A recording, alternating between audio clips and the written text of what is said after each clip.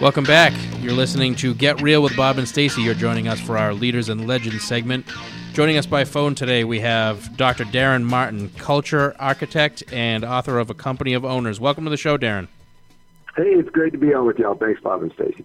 So I have a whole bunch of questions for you. Both Bob and I run pretty large organizations, and I would say that one of the biggest or hardest parts to figure out in a company is culture. So first, explain to us what a culture architect is. So I go into companies, I figure out what's broken, where the disconnects are, and I help them straighten it out. In my experience, there's a really big gap for a lot of companies between the stated culture, which, you know, that's obvious. That's what's on there. You see that when you walk into the lobby. It's on a big poster somewhere. And what I call the hidden culture. And the hidden culture is the way people behind the scenes say things really work at the company. So, you know, stated culture may be, oh, yeah, that we pride ourselves on treating everyone with respect, et cetera. But you get down into the hidden culture, and people will consistently tell you that's not the case. Or we welcome ideas, you know, or we're up for continuous improvement, and then people will tell you, no, that's not the way it works at all. Ideas get shot down on a regular basis around here. So is it possible to figure out how much money that costs a company, like a bad culture? It's an obscene amount of money. I mean, I'm not sure how you would monetize it, but, I talk about this in my book, A Company of Owners. Gallup consistently shows a 29% engagement level at most companies. And that means we're working with about a third of the workforce really engaged. So just do the math on that. I mean, if you're operating on 30% of your workforce, really showing up, really being active, really involved, treating the company like they own it, then you're leaving a lot of money on the table by ideas that go unspoken or by people just not bringing their A game to work. It's huge. That's interesting. So let me ask a question. So in my company, I own real estate companies, and occasionally you have people that don't seem to fit in. And oftentimes I find the people that don't fit in are the ones that are constantly like, me. Like they're not really concerned about the company or the other people sitting next to them. Is there any way to fix that? Yeah, absolutely. I mean, you definitely want, I talk about, you don't want a family, you want a team. Mm-hmm. And a lot of people talk about a family where everybody kind of gets along. The problem with that sort of setup is that, things can go unchallenged, or people let low performance just go along, or they let people who are not really team players be on board. Netflix has one of their culture, mandates is we do not hire super intelligent jerks. They say it's just too hard on our teamwork, right? So they've kind of made a policy of hiring A performers and expecting them to act like A performers. And part of that is you've got to have an enterprise focus. It can't be me against the world kind of thing, because what's the point? You might as well go run your own deal if that's the way you're going to operate. That's interesting. Is there any way to predict in advance of hiring somebody, like through the hiring process, if someone's actually going to fit your culture, or is it throwing spaghetti against the wall? No, absolutely ways to predict. It's interesting that if any of us are ever thinking about applying for Chick-fil-A, I'm going to give you a little tip here. But one of the things that Chick-fil-A will do in their hiring process is a manager will inadvertently knock some papers off of the desk. And if the person that's being interviewed just sits there with their arms crossed and lets the manager reach down and pick up the papers, they're not getting hired. I mean, there's a pretty good chance they're not getting hired. Because they want people who go to the action. And I say in my book, people who go to the ball, right, to where the action's taking place. So there's all sorts of little tricks and interview things that you can do to, you can't absolutely ensure, but you can certainly narrow the odds that you're getting to somebody who's really going to act like an owner. Yes, that's awesome, because I think a lot of times in the hiring process, like it's almost like people put on a hiring persona, like it's not really the person that you end up with. Yeah, absolutely, and people, put on this face, but the reality is, here'd be another little test. Actually, I just came up with this, just thinking about this, but I think the way that people treat other people is a big deal. Mm-hmm. So maybe in the middle of the interview, have somebody come in the door and deliver, bottles of water to both of you. Interesting. And if the person being interviewed doesn't even say, hey, thank you, or wow, I really appreciate it, but just kind of takes the water and goes on, focused on the interview, well, then kind of how they're going to be treating people at all levels within the company at work. So as a business owner, is there anything that I can do? So we have a stated culture. What can I do to ensure that we're actually living by the culture, especially as our company grows? I think it's almost easier to control when you're a smaller company and there's 10 people than it is once you have 300 or 400. So it's so important that you build that foundation when you have 10, so that when it expands out to 400, you've continued that. I mean, you look at some companies, Netflix is a good-sized company. I mentioned Chick-fil-A. Southwest Airlines has traditionally been known for their culture. A lot of what you find in some very large companies. Oh, I'll give you a perfect one. I actually talk about them in a company of owners, the Ritz-Carlton. Mm-hmm. Consistently when I ask audiences, have you ever stayed at a Ritz-Carlton? Yes. What kind of service? It's superb. Is it consistent no matter what Ritz you're in? Yes. Well, how are they able to do that? And it's because they have a training program. They've got certain expectations. They have a mantra, as I talk about in the book, instead of a mission statement. Either y'all know what the mantra is for the Ritz-Carlton? No. It's we are ladies and gentlemen serving ladies and gentlemen. That's cool. Bam, drop the like mic. that. I mean, that's perfect because it kind of tells you how to act in every situation, and the metrics by which to do that.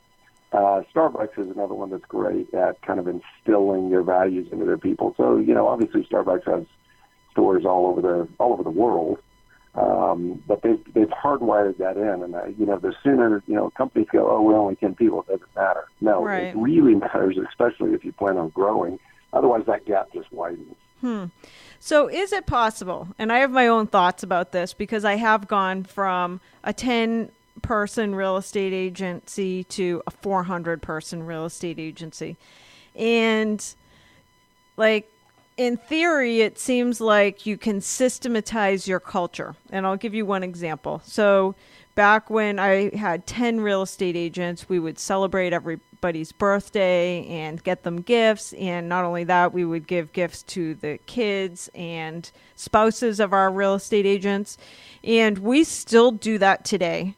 However, we've systematized it. So every card that goes out to our agents and to their spouses and their kids, it's the same card. It's the same gift. They get chocolate brownies. And I feel like it just loses its cachet compared to when we were like a 10-person company and you'd actually go get a gift that really mattered for that person. Can you really systematize culture, or is it impossible? Well, obviously, I think the value of what you were doing early on was it was very personalized and had that touch.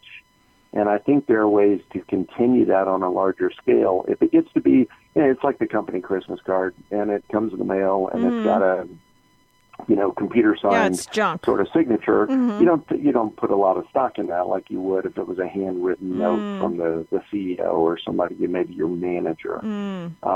So one of the ways to do that, I think, is to not get stuck on, well, it has to come from one person, but it can come from people. Manager, so you've got someone over 10 people that is doing that and personalizing that. That's part of their job description, is to make sure that those things are taken care of. They've got a certain amount of budget that they're allowed. You've got to change your process the larger you get so that you can maintain that level of intimacy with it. So what are some of the big mistakes you think that companies make when it comes to culture? One of the biggest is not listening. I talk about in the book, don't shoot the messenger, and I can't tell you how many companies I've gone into. I've interviewed 80 people from all levels in the company. 78 of them are all saying one thing. Then you go back to, management or the powers that be and say, hey, it sounds like this is going. No, that's not true. That's not happening here. Okay. Yes. So just not paying attention, listening, because most people want to talk. They want to talk about what's broken. They're living with it day to day.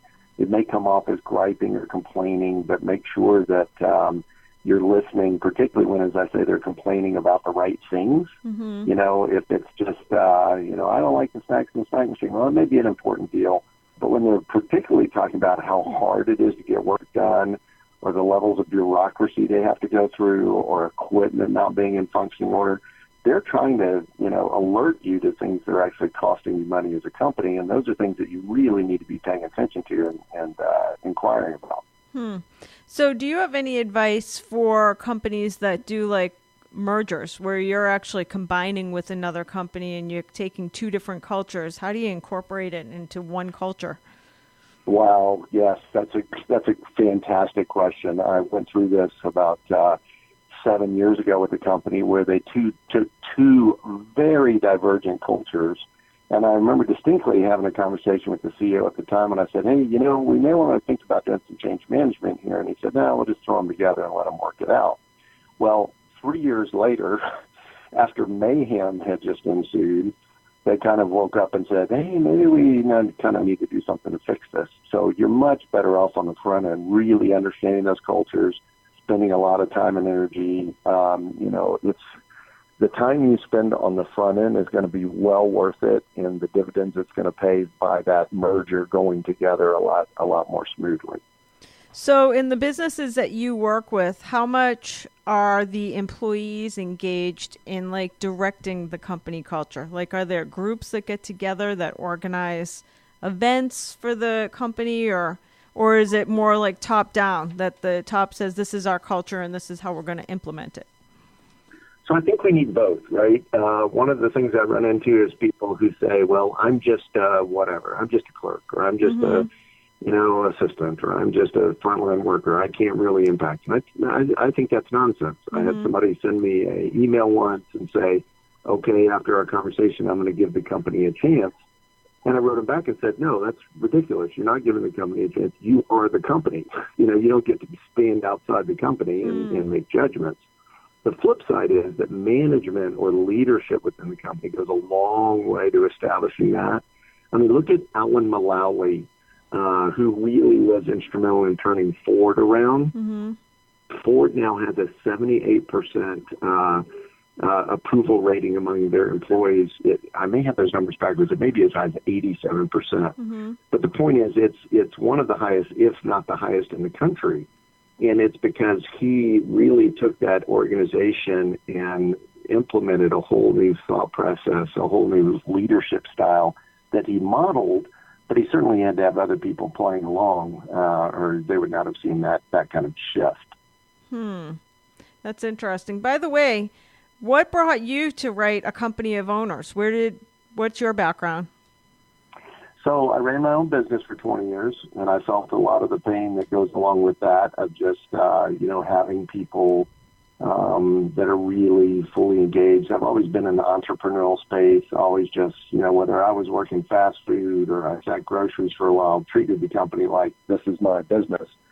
But that's a mindset, and that's certainly a mindset that can be trained, but it's not something that a lot of people come into the workforce with. So I did that for 20 years, and then for the last 10 years, I've been in and out of Fortune 500 companies, all the way down to mom and pop companies as well. And really, the book Company of Owners was just born out of seeing the frustration in the workplace and thinking it doesn't have to be this way. I actually had a conversation with the CEO of a $20 billion oil and gas company, and I told him, you need to fire your employees. He was like, Martin, what are you talking about? We can't fire all our employees. And I said, no, you want owners. You want people to act like owners. And that's really what sparked the idea. It's actually become quite the buzz phrase around that company. Yeah, that's awesome. Do you think there's any correlation between a great company culture and the pay scale of the employees of that company, or no? Absolutely, but maybe not a direct correlation. People will actually work for a lot less money in a culture that they really value. Now, that's not incentive to go out there and create a great culture so you can pay people less. But I also think that companies that build great company cultures tend to have a certain mindset, and as a result of that, they're going to tend to pay their people better. What I have discovered, what you can't do is you can't pay people, a whole bunch of money and not pay attention to anything else and then expect the culture to be great. That in and of itself will not drive success at a company. Right. And can culture ever be great in and of itself? Like, do you ever experience companies where the management didn't have some sort of role in creating the culture? Well, I was just in Vegas this week and actually dropped off books for Tony, the CEO of Zappos, and they are experimenting with that. They are one of the first companies to adopt what's called a holacracy, and they have basically done away with management. They said, we don't have supervisors, we don't have managers, we're going to hire people for certain roles, and then we're going to give them the tools they need. And that's a really competitive company, tough to work for, partly because their culture is so great. They're a great example of, they're not paying an obscene amount of money per hour for their call center, but people love working there because they get to, bring a little of themselves to it. They're really given a high level of authority and leadership capabilities. They get to make decisions. And contrast that with. Yeah. I walked into my cleaners the other day who had lost my clothes 6 months before. Don't ask me why, I hadn't noticed, but they called me and said, hey, we found some clothes. We put them under a different name. So I go in, and the guy says, he said, oh, here you are. I said, thank you so much. Really appreciate you finding these, tracking them down. He rings it up and goes, okay, that'll be $24. And I'm just like, oh, my God. I go, wait, you're kidding, right? And I didn't care about the $24 really. I cared about, I cannot believe this is happening. Yes. Well, the long and short of it is, he goes on and says, listen, I have to charge you out. The owner could maybe make that decision, but I have to charge you. And I thought, well, this is clearly not a company of owners, right? That employee, I don't blame him. Right. And not been empowered to make that kind of decision or to think, just think about this, how ridiculous this is. You're going to charge me for clothes you lost 6 months ago. Wow. All right, so our time is up. Give us 2 companies that every company should aspire to be.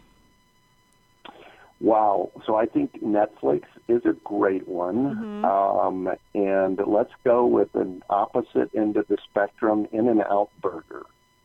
So it just goes to show that and I'm going to throw in the Ritz-Carlton as well. It doesn't matter what the price point is. It doesn't matter what kind of business they're in.